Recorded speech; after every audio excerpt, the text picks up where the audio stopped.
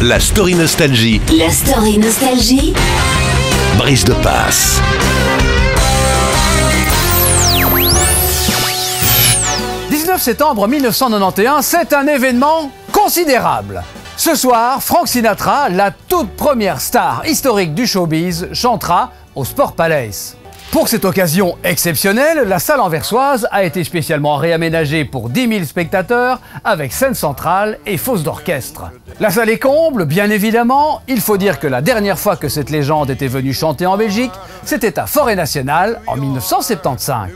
Pourtant, le prix de la place était fixé à 5 000 francs belges, soit 20 fois plus que ce qu'on payait pour aller voir les Rolling Stones ou encore Genesis.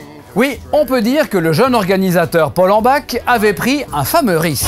Frank Sinatra, qui a mauvaise réputation, s'est montré ce soir-là pourtant cordial et affable, alors qu'il est au sommet de sa gloire. Il a même offert un verre à Paul, c'est tout dire. À part cela, comme toujours, c'est un Frank Sinatra inabordable pour le public, façon aller-retour aéroport, Jaguar privé et garde du corps. Mais il n'en fut pas toujours ainsi.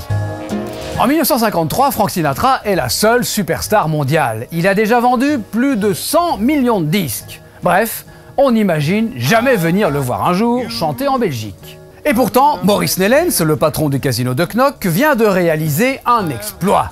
En effet, il a signé avec Sinatra pour 3 représentations le week-end de la Pentecôte. Avec le nombre de Bruxellois en villégiature à la mer, les places vont s'arracher au guichet.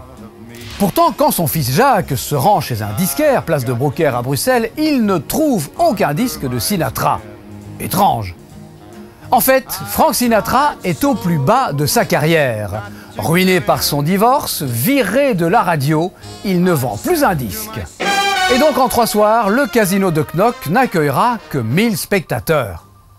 Mais Frank Sinatra ne se montre pas sombre pour autant. Une fois qu'il a répété avec l'orchestre local et avec lequel il s'est montré exigeant, le voilà dans l'avenue du Littoral avec les Nellens. Accompagné de sa femme, la star du cinéma, Ava Gardner, c'est un couple de légendes qui se promènent dans Knock-le-Zout. Bien sûr, on leur demande des autographes, mais ce n'est pas la bousculade. Même si on sent que les relations sont en train de se tendre entre les 2 stars d'Hollywood, le séjour se déroule dans la plus totale décontraction. La preuve, ils viennent même prendre l'apéritif chez les Nellens. Et avec le public, c'est pareil. Sinatra reçoit avant et après le spectacle dans sa loge. Il n'a même eu aucune exigence particulière auprès de l'organisateur, pas un caprice à l'horizon. Il faut dire que son cachet était de 10 000 $, de quoi s'acheter à l'époque une petite maison. Quand je vous dis que vous n'imaginez pas tout ce qui est arrivé près de chez vous, n'est-ce pas Paul? Belle histoire, hein? Un beau roman.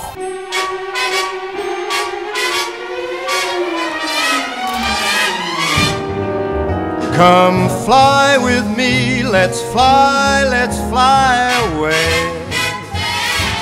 If you can use some exotic booze, there's a bar in